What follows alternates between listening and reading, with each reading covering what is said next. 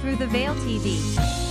Live streaming TV made by psychics, for psychics, helping others around the world. Thank you for joining us today, and welcome to the show. Hi everyone, welcome to Through the Veil TV. I am Kat, and today's guest we have Florentin. How are you? Hello everyone, Florentin here. I'm great. I'm excited to be on the show. Excited to connect with your audience and teach them a little bit about astral projection. Yeah. So what is astral projection? Ooh, such a big question. What is astral projection? Well, there's different ways to explain it. And the way I like to explain this thing is getting a bit technical about it. So you all have, everyone knows dreams, and some people also have had lucid dreams. So I know you have a dream. It's your own little simulated reality that you explore, and you are the one that is creating the reality, and you're also the one that is exploring the reality. So it's like a subjective experience where you have a dream, and anything can happen in a dream. There's just no rules. Everything can happen, right? And then a Yeah. lucid dream is when you are aware that you are actually in a dream, and you are then becoming lucid, and you can control the dream. You can control the colors of the walls. You can control the everything pretty much. You can just take control of that dream, and it's still your subjective reality where you are just exploring your own creation. And so it's like an internal thing with that. Now, astral projection, you're going beyond yourself. You can go into other planes and other dimensions. So you can see that you have your own kind of, your mind and your consciousness is like one dimension that you can visit and you can explore and you can create things. And then you can go outside of that dimension and explore other collective dimensions, which will be then objective reality, where you have other beings, other worlds, countless other worlds that you can communicate with and learn from. So a Yeah. bit like how we use the internet today Yeah. to connect with each other and to other things. There's, the internet has expanded so much, and we've just created the internet like, a couple of years ago, and look at how it is right now, how massive it is, and how we Yeah. use it for so many things. Now think about the universe has been around for who knows how long time. And so Mm. the universe has its own internet, and it works in this kind of like wireless way where everything is connected through this quantum field. And through astral projection, you can travel through this web or through this infinite stream of consciousness to Yeah. explore and to learn and to grow. It's amazing. It's so interesting. And how does it help someone on their spiritual journey? How does it help someone? Well, it's first of all, it's a really a shift in perspective and shift of it's a new, completely different way of seeing things. Yeah. Your shift of your reality will shift away from like being this physical person that's born on the planet, and depending on your belief system, of course, but like there is this belief system that we are just here for no reason, and we just randomly, evolution just popped us out, and here we are. We have no purpose, and we grow and we do things, and then we die and we disappear, and there was no point to anything. That's That's not kind of like, true. and it's quite a depressive scientific way of Yeah. seeing life, and that is the kind of conventional way of seeing things. Now, when you understand astral projection, when you astral project, and when you read about this, and when you explore astral projection and start researching this field, you then start realizing how much more there is to reality and to yourself, and how this is just one lifetime of many other lifetimes, and how this lifetime correlates with the other lifetime, and how you're here on a spiritual journey.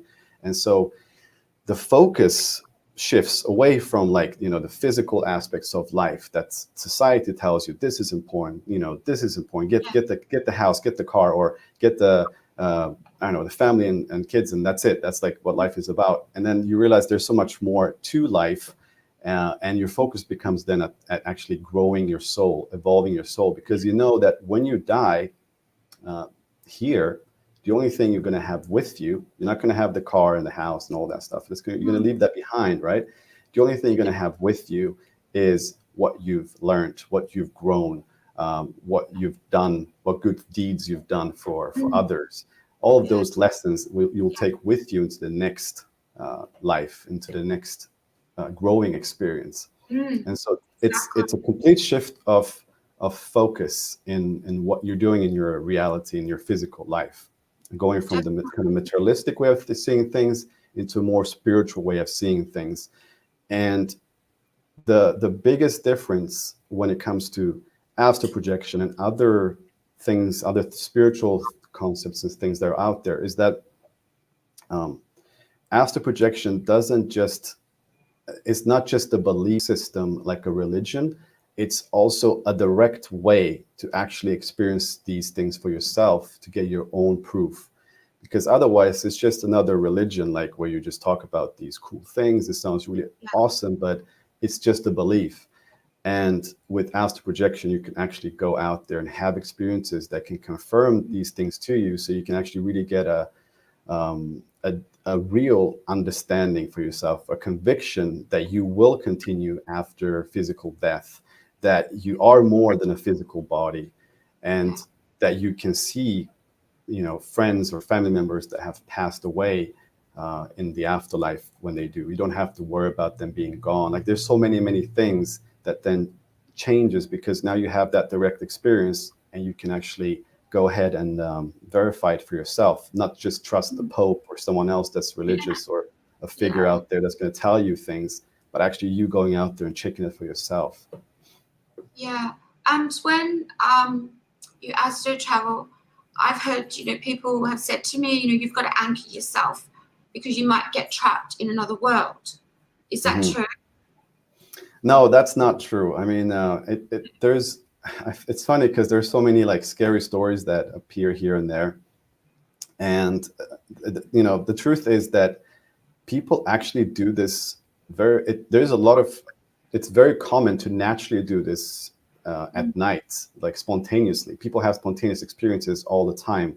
Yeah. Sometimes people remember them and they're like, whoa, that was interesting that this and this happened. Sometimes people just remember it as if it was a dream, because they had an experience and then they fell, you know, they fell unconscious, they fell into sleep. And then when they wake up, it's like they have some memories of flying and doing different things, but they just kind of discard it off as a dream. But it could have, in fact, have been a projection somewhere.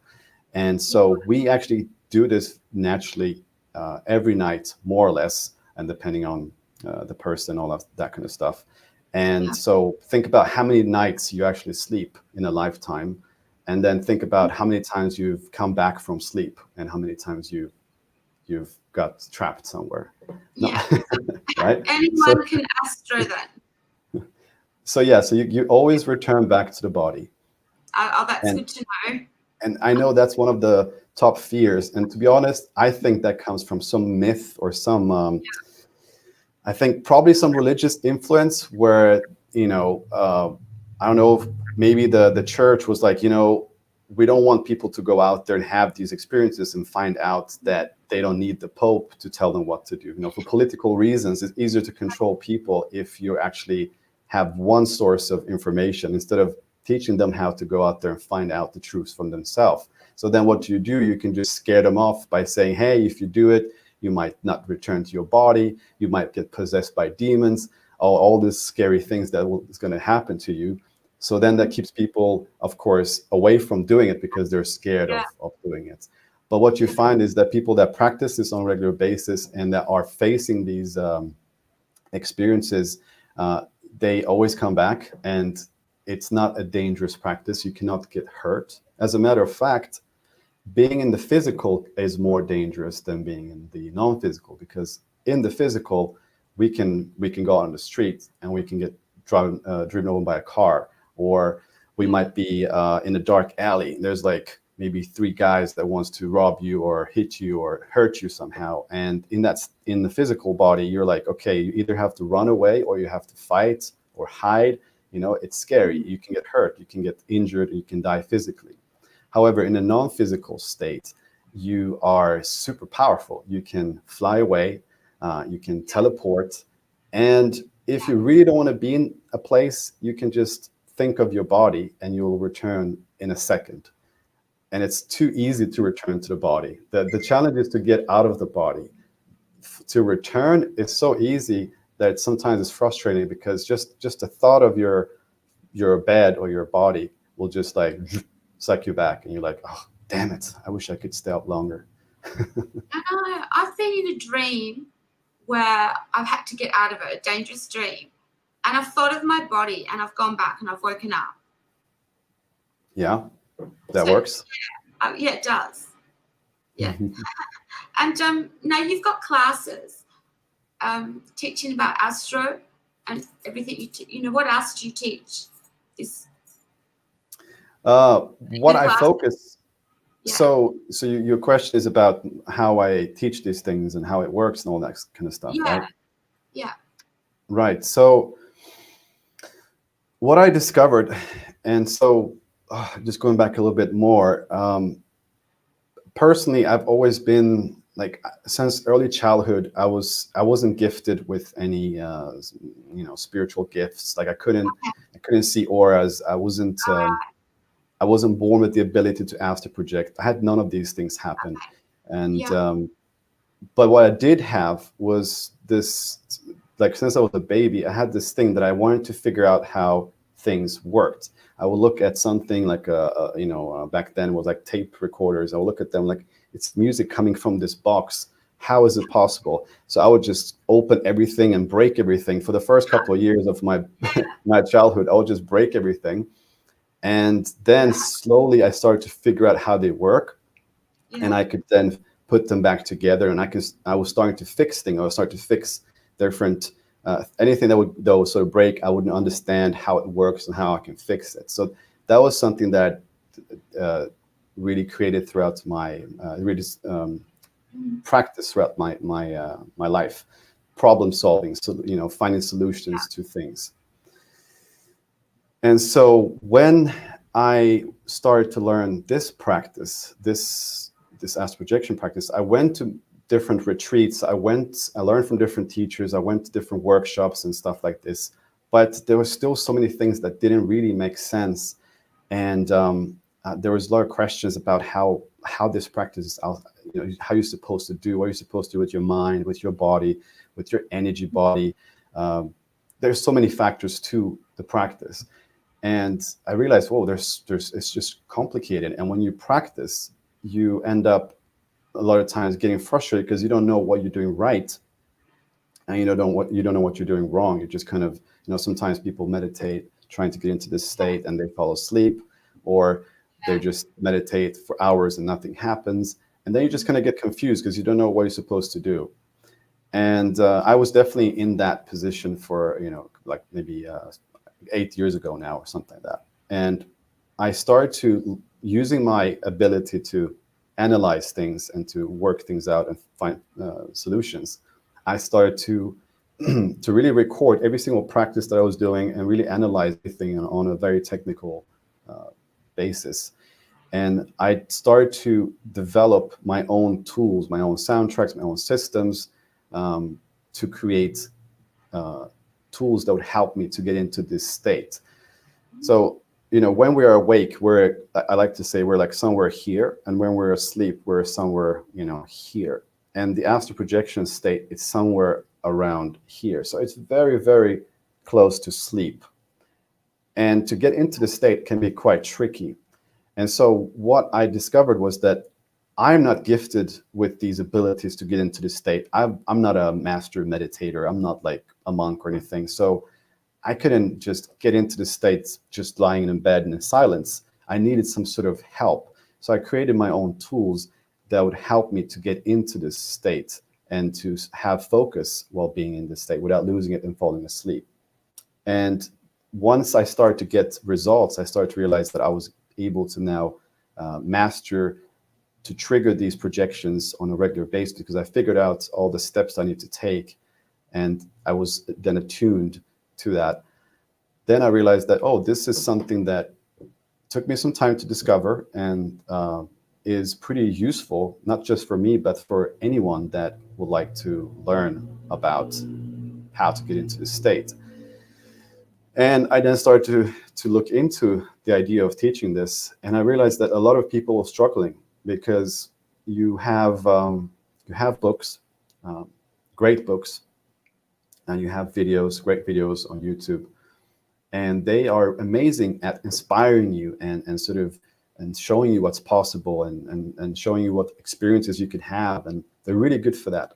However, when it comes to actually learn it on a personal basis, I found that there's so many details to the practice, and it's so personal that one solution, one way of doing things doesn't really help the masses, like the majority of people. So when you have this one method that you see in the book, that could work for one person, for maybe 5, maybe 10, but you have to really look on a personal basis. So what I do with the way I teach is that I sit with the person on a face to face like this, and I'm able to really go really deep with how they're doing the practice. And so really technical, like, we have a system where we track every single time they practice. We then they have to record their practice in the system. When they answered some questions like what time they went to sleep, when they woke up, which meditation they used, and loads of questions like that. And we track all of these, and we'll look at each of the projections as an experiment that they do with themselves to find out what is going to work for them. Because, like I said before, people are different. Not everyone will get vibrations. Not everyone will hear sounds in their ear or see visions. Like, everyone's going to have different things that's going to happen. And by tracking them and working in this systematic way together, we're able to troubleshoot and fine-tune all the different ingredients that has to go into this experiment, so the experiment becomes successful. And once they have a successful attempt where they project, then we look at all the things that they did right, and we focus then on repeating the things that went right and ignoring the things that weren't successful. And at that point, we create what I like to call a projection blueprint, which is the blueprint of what makes projection possible for you, because everyone is different. So you do one-on-one and not group classes. You actually do one-on-one. Yes, I do some group stuff as well. Okay. But I 99% of the time I spend doing it one-on-one, because most people want that. Because most people come to me not because they want me to send them a PDF with the instruction, but because they want to work with me on a one-on-one basis, so they can ask their questions, so they can tell me about their lifestyle, the way they sleep, when they have to go to work. Maybe they have a family, they have kids that are going to make some noise. How do you deal with life and the practice the most effective way? So I found that working in this way, working in this personal face-to-face way with people through coaching, is the most effective to actually get them to have the experience. And just sending them like a book or a PDF to read will most likely not make them succeed, unfortunately. And when you astral travel, like, so before you fall asleep, I've got to ask you something about that, because some people say they can astral travel awake. Yeah. Right. But when you astral travel, I'll ask you this first. Can you control where you go? Right. That's a really good question. So how does the experience, how does it feel, and how do you control it? So it's nothing like a game or a movie or something like that. It's not external. It is external because you're looking at things and everything. It's the best thing to say is that it's very much like physical reality. Like you're completely immersed in the environment that you go into, and it feels very 3D-ish, because you have up and down, left and right. You're able to look to the left, to the right. You can look up and down. You can move freely in any direction that you want, and you move with your sort of will of moving this way, moving that way. You don't necessarily walk. You can walk, but you can also just float to places, or you can just fly to places. But you have full control over where you're moving, and you can get to places. The fastest way to get to places is not by actually, moving there, flying from one city to another. It will take a while. Even though you can go very fast, it can take a while if you're going to do it that way. It's more efficient if you actually think of a place and then make an intention to go there, and then you can sort of open the door, and the door can be serve as a portal that will take you to that place. or you can just like make a strong intention of that you want to be taken somewhere, because sometimes you might not know what the place looks like or anything. Maybe you just want to see your deceased father, right? So you might just make that intention, like, take me to my father now. And if you make that intention firmly with confidence, you will start feeling like you're drifting really, really fast in a certain direction. And at that point, you have to make sure that you keep the same thought and do not get distracted along the way. Because if you see something really cool on the way, like, oh wow, that's a beautiful forest, you'll then just immediately fly to that forest. So you have to keep your thoughts focused on that same goal when you set the intention. Okay. And yeah. just one more thing to mention about that, the experience, how it feels, it's really amazing. It's like you don't have the weight of the physical body. You know, when you move, there's a weight that you always feel like, oh, I'm moving something that's heavy. It's like there's no weights whatsoever. You're just light as a feather, and it's okay.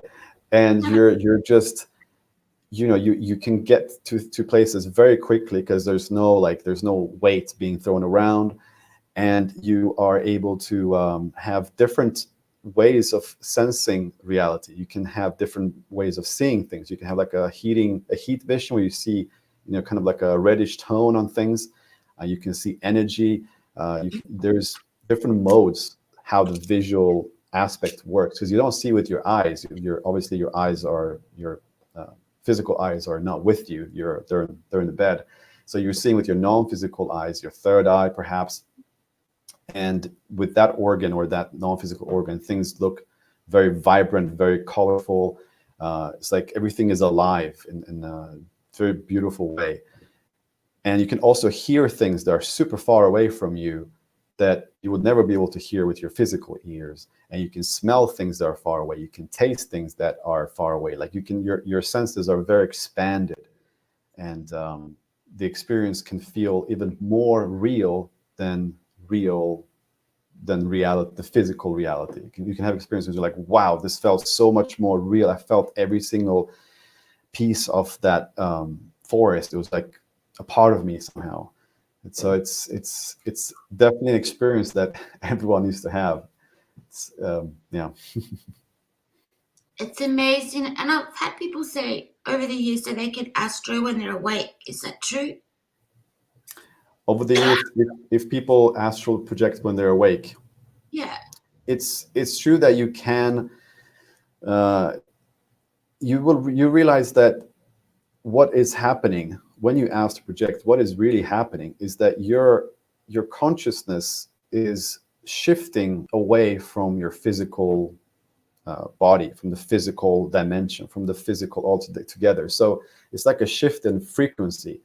In the same way that you can have a radio that you can dial from different channels, your consciousness is sort of able to dial from one frequency, from one dimension, from the physical, to another frequency. And this is easiest done when the physical body is at sleep, because then it's much easier to just shift your frequency like that. And that's what we do when we astral project in the normal ways. But there are ways to do it also sitting and, you know, having a physical body, being awake, and actually being able to see things that are not a part of this physical world. Not many people can do that, however. That's quite a unique thing, and not everyone is prone to be able to have that ability as easily, but it's definitely doable. And I have one student right now who has the ability to actually shift her focus from, you know, watching TV to suddenly start seeing things in the room that like a portal in the room opening, and then she can choose to actually look at that and focus on that portal, which will then immerse completely, you know, surround her into this other realm. And she's able to look around and kind of like, okay, interesting. And then she can put it aside if she wants to and focus on the physical. So she's getting very loose between dimensions in a way where she's able to shift very easily from dimension to dimension.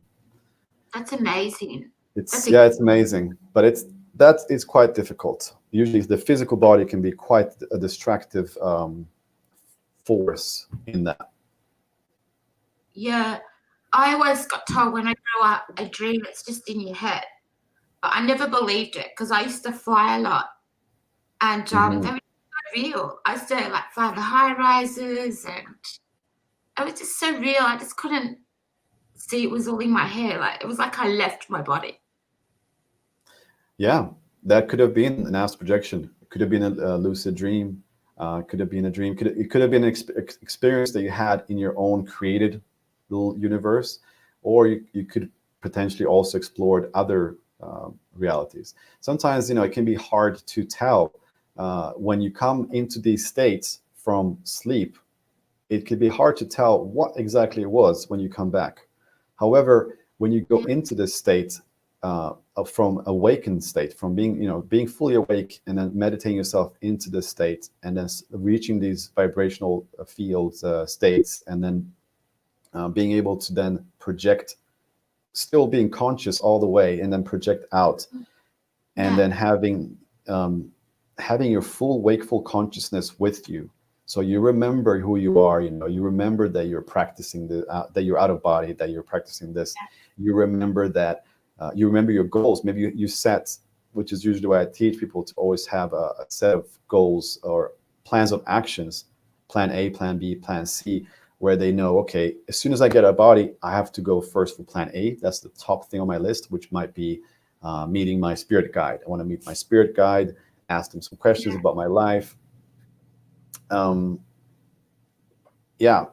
so when you do that, the sensation is really it's really powerful, and you bring with you your full consciousness, and you don't have this kind of half awake, half asleep state where you're like in a sleepy state where because sometimes when you have dreams, you don't really you come back and you're like, what? How could I even believe that was real? How did I not capture the fact that there was a dinosaur in my living room, or this and this happened? Like, because you were not fully awake in that experience. You were not fully awake to see what was going on. But when you do it through a meditative, intentional way, you can get into these states with full clarity, with full conscious clarity, and then you can just navigate it as you intended to. And that's when it becomes really useful and powerful as a tool, because you can then use that as a tool for self-exploration, or for also exploring beyond yourself, to gain knowledge about life, about yourself, about maybe your past lifetimes, how that affects you in this lifetime, maybe spiritual contracts you made that might affect you in this lifetime.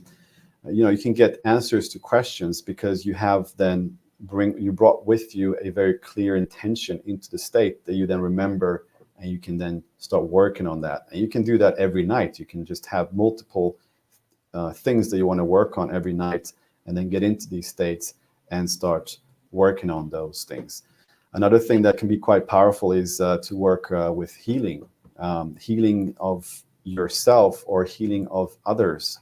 And that's a really huge field that is very interesting to explore. It hasn't been explored enough. But for example, I know a guy who has been able to, he had a skin disease that he tried to heal with conventional ways, medicines. He tried different experts, different creams. Nothing worked. And at the same time, he was learning how to astral project.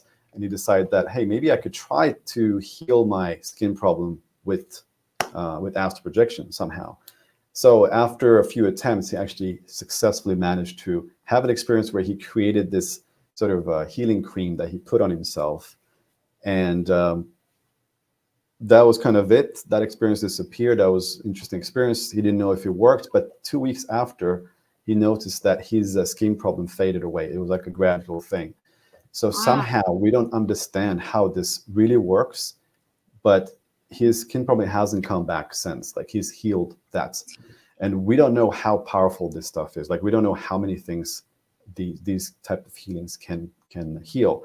Maybe it can heal cancer. Maybe not. Maybe it can just heal skin problems. We don't know. Like a lot more research needs to be done in this area, but it's so interesting. So, I was going to say to you, have you ever had a dream where you're falling? I'm sure you have, and you wake up just before you hit the bottom. And you fall and then you wake up just before you hit the, yeah. So I've had a I few think, of. yeah, I think I've had a few of those, or you're just about to die or something, and then you wake up. Yeah. When you wake up, when I wake up from the falling ones, I can actually remember feeling myself fall. I wake up and I feel like I've just fallen. Yeah. It's really weird. Yeah, it's weird.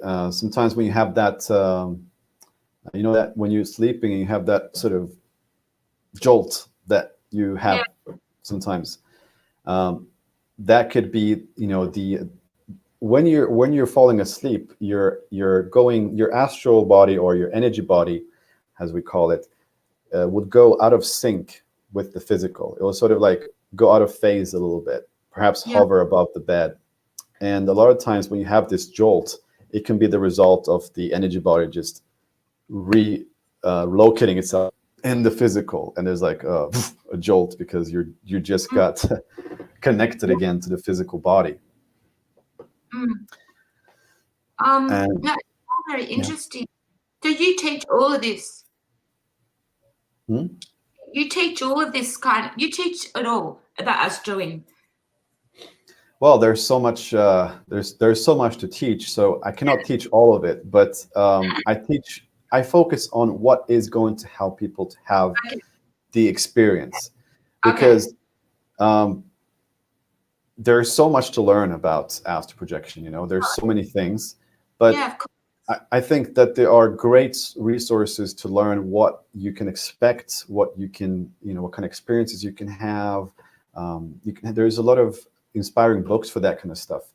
But like I said before, like what I've seen the most difficult for people to learn on their own is how to practically do it for themselves. And so I focus all my energy on that. Like, okay, how can we make it happen for you? Okay, what is the sleeping position, or what is the practice position? What is all of these details that you need to focus on so that you succeed? That's the practical aspect. I focus on that. And also, because it's important, the mindset. You cannot ask to project if you just know the methods, but your mindset is off. And so you need to be in the right mindset. You need to have a mindset of someone that is, for example, not scared. If you're very afraid of astral projecting, then, you know, if your fear on a scale of 1 to 10 is a 6, which is quite a high fear, that's probably going to be an issue for you when you try to then practice it. You're going to get to the state where you're ready to project, and you're going to freak out. You're going to put the headphones down. You're like, oh my God, I was this close. You know, so you need to work on fear. This is what we do in the program. We work on fear. We work on the mindset. We work on all the potential aspects of the mind being in the way. Sometimes the mind can just be like an annoying, you know, monkey chattering away. Like, hey, are you doing this correctly? Maybe you should try this. Oh, are you relaxed enough? There's a lot of things that the mind is trying to do, and we have to learn how to silence the mind and how to get into these states.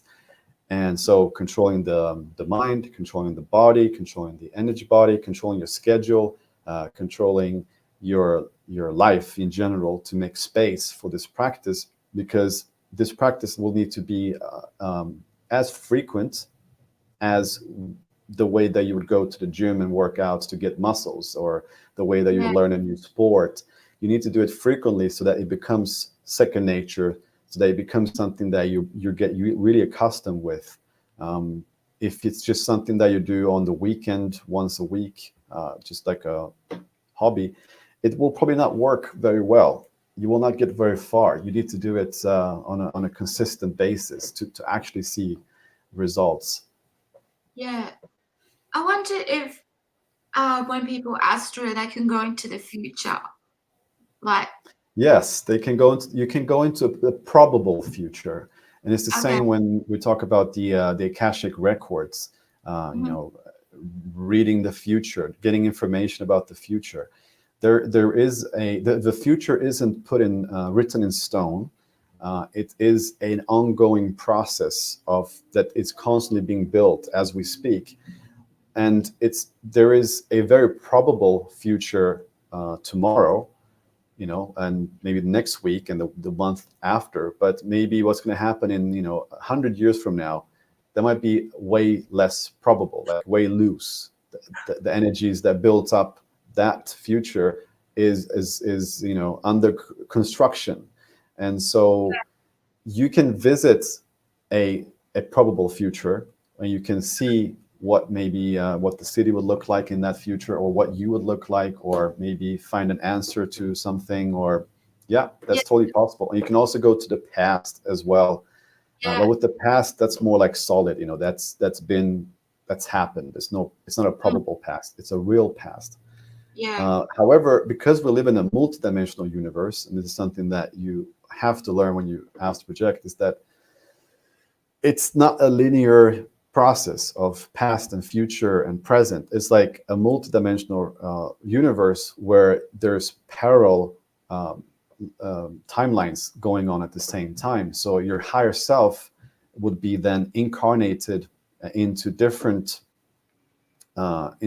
cats or Florentines around in different dimensions, living a completely different life, having completely different appearances, but parallel versions of you in different time zones, in different types of life, with different types of purpose, with different learning experiences, everything different, but in parallel, happening at the same time.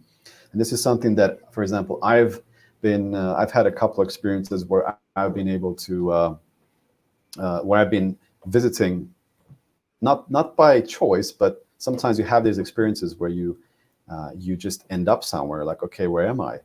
And in this one experience, I was I was supposed to be in my home. I was supposed to be going out in my own bed, but I was suddenly in a different bedroom. And I walk around this very small wooden house. And the first thing I always do when I get to a new place is to look myself in the mirror and see what I look like. It's always interesting. And I was a completely different person. I didn't look anything like myself. And when you astral project, you also get these downloads. Like, your intuition is very, very powerful. You just like know things. You just get a knowing. So I start to get those downloads that, hey, you're not in this is not you. You're now in a parallel version, visiting a parallel version of yourself that has a completely different life. So I was like, oh, this is exciting. So this is another part of my higher self incarnated in this place. What is this place? So I started to explore. I bump into a little guy that was, I think, my servant. That's what I got from him. He was my servant. He was like helping me in the home. Very short, very almost a midget-like kind of guy, speaking a very strange language that I couldn't understand. So I was like, okay, I don't know what you're saying. I'm gonna go outside and check out the what's happening out there. And as I go outside, because I wanted to see, where am I? What is this place? As I go outside, I noticed that things looks pretty similar, like to how things are on Earth, like trees and houses. But somehow the scales are a bit weird. Like, there's small trees, small house, big house, confusing. And then I see this huge giant that walks towards me and then passes me. And I've never been into giants. I'm not the kind of giant kind of guy, like into looking after giants and what they're doing. So for me, it was like, what the hell? What is this? A giant? And I was staring at this giant with in a shock. I was like, what the hell? And this giant was looking at me like, dude, what the fuck are you looking at? Like, he was just passing by, like, no big deal. And I was just very surprised because I wasn't expecting that. And then later on in that experience, I learned that in that reality, there were giants and there were midgets and there were like all kinds of sizes of beings living and coexisting in the same society, and it's normal. There's no like There's nothing. It was harmonious. There was no fight between or anything. They were just living there, and it was normal in that world. And so, yeah, you can visit these alternative worlds and understand how expansive consciousness is and the universe, and how much more there is, and how we live in a small little bubble where we think this is all there is, and there are aliens are really far away. Actually, they're everywhere. You just have to shift frequency. You're gonna end up in a different alien world instantly. Exactly. Do you think, let me see, Nostradamus, for example, maybe he astroed into the future, or because he definitely had visions, but we don't know how he got those visions, do we? Absolutely. I think so. There are a couple different states. Astral projection is one of those states where you can explore. You separate from the physical. You go out and explore. But then there's also things like channeling, remote viewing, where you are able to sit, meditate, and you can sort of download information to yourself from, you can focus on something, you start seeing images, you start maybe smelling things, or, sensations come to you, information come to you. And in that way, you can get information, you can start reading the Akashic records. So you can read things from the future. Like I'm sure Leonardo da Vinci, he was, I think he was the one writing, drawing helicopters and stuff like that, flying machines, which was like way beyond his time.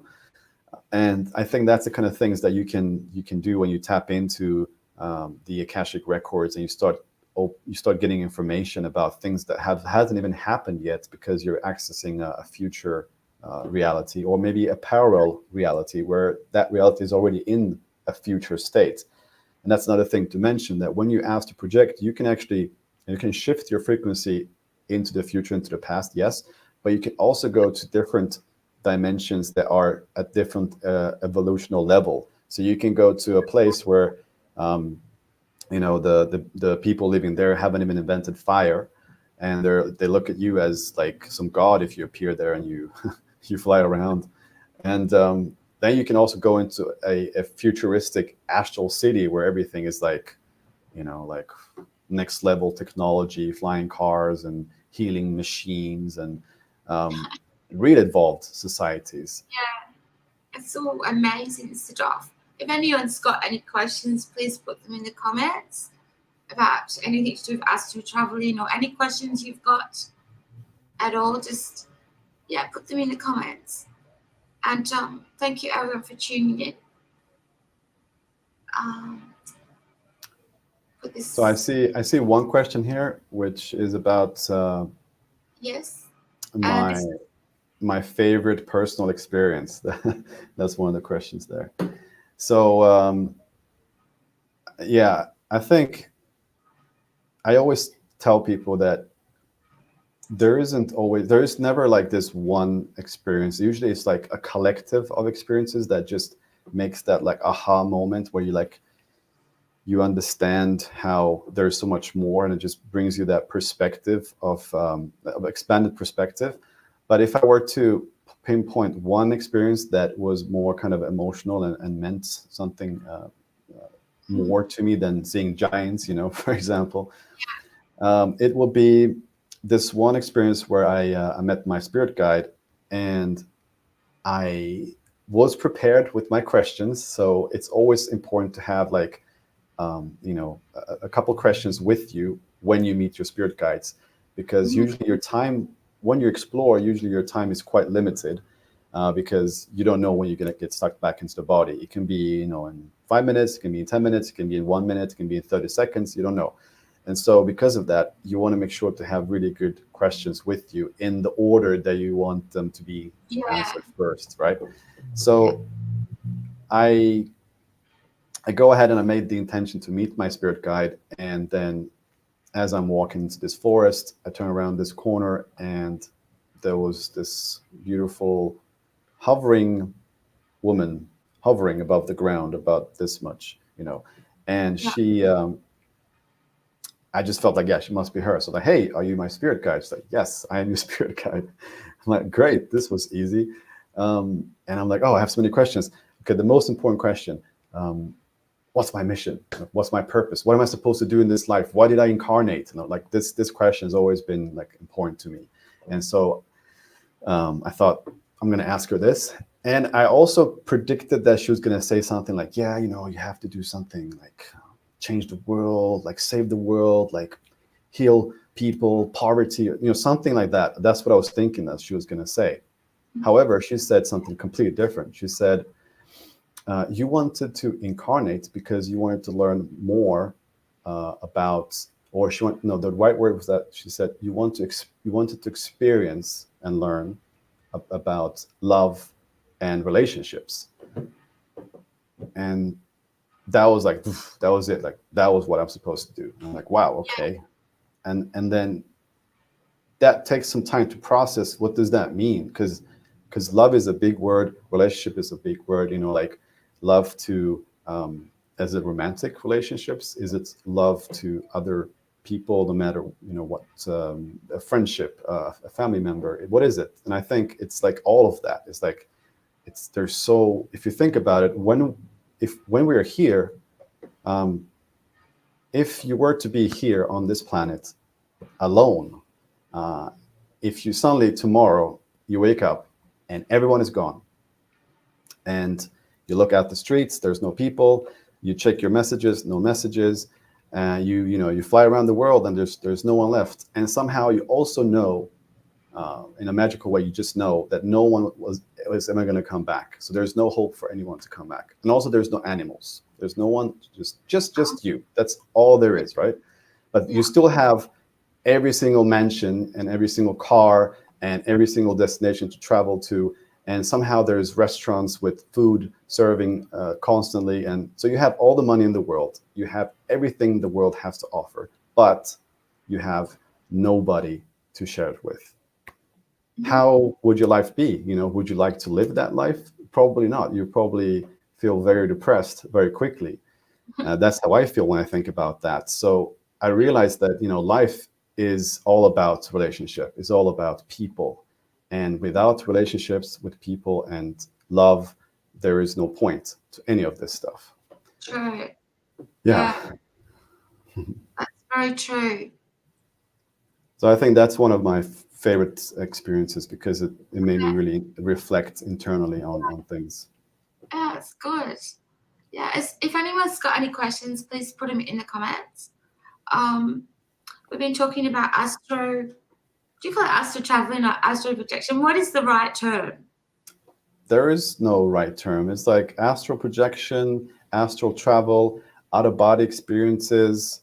You can use all of those different words for it, different sentences. It's a very old ancient practice. The more recent sort of scientific word for it is out-of-body experiences, but it can sometimes get mixed up with people having out-of-body experiences from other reasons. Like, for example, you can have an out-of-body experience when you're in an accident. I have a friend who was in a car accident who just appeared out of his body, and so the body can just eject you sometimes out of the body. That's also called an out-of-body experience. But when we talk about specifically astral projection, it becomes more specific that it's the practice, is the conscious way of doing it, rather than just other ways. Yeah, very interesting. So if anyone would like to contact you, and we'll have to get your website, your details for everyone. But we have another question. Through the Veil TV wants to know, what was your favorite thing you have learned about yourself while astral projecting? That I am much, much more than a physical body. That life is much, much more than what we see around us. Yeah. I think that is my favorite thing, because then it brings back all that magic. When you're a kid and you're like, you look at the world, you're a child, look at the world, and it's like this magical place, and there's no limitations to what's possible. And then you grow up and it's like, oh, everything becomes kind of mundane, like, oh, everything is so limited, and you have to go to work, and then you have to go home, and when you start expanding and you see what's possible and how many realities there are out there and stuff. It just really brings back the magic of what the universe has to offer, and it just makes things makes you feel limitless. There's like Yeah. unlimited potentials to everything and to yourself. Yeah. And oh, have a thank you. Some thank yous. Yeah, You're welcome. thank you for joining through the Veil TV, and thank you to everyone watching. So this is your website here. Yeah, that's the one, elasticperception.com. And I also have it underneath my my name here. Put it there so you can Wow. see it. I don't know if you can see it. Can you see it? It's just Not now. no. Oh, Okay. But yeah, so- it's the correct, the one that's there, elasticperception.com. That is the right one. If you go to that website, you will be able to see a video that explains a lot of these things and talks about myself and really anything that, if you have any questions about what it is you're going to get yourself into, how the program works, all of that stuff will be explained in this video. And you can also just skip the video if you wanted to and just book a call with me. And then we'll have a one-on-one call where we just talk about, why you want to astral project, what you want to do with it, how it's going to help you. And we just talk about all the details so that we find out if we can really work together and I can really help you with your personal situation. Because it's important, because we work on a very personal basis, we need to have a call to just sit down and just kind of talk about what you want to do and how we can approach that the best way. So it's a 1 hour call, and it's a fun talk just to talk about these things and really see what's possible for the person. That's great. Well, thank you for joining us. It's been a great show, and thank you everyone for watching. Have a lovely night, everyone. Bye bye. Thank you for watching. Through the Veil TV. Thank you for watching today. You can find information on our psychics on our Facebook page. Please leave them a review on their pages. Hope to see you again soon.